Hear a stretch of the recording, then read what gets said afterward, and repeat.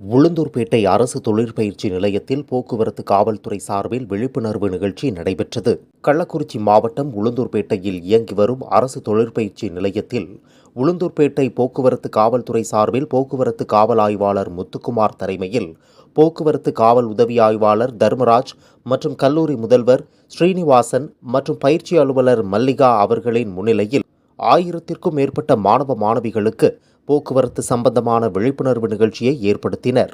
இதனைத் தொடர்ந்து பேசிய காவல் ஆய்வாளர் முத்துக்குமார், மாணவர்கள் வாகனத்தில் செல்லும் போது சாலையில் எவ்வாறு செல்ல வேண்டும் என்றும், சாலை விதிகளை தவறாமல் சரியான முறையில் எப்படி கடைபிடிக்க வேண்டும் என்றும், ஹெல்மெட் அணிந்து செல்வதால் ஏற்படும் நன்மைகள் குறித்தும் மாணவ மாணவிகளிடத்தில் விளக்கம் உரையாற்றினார்.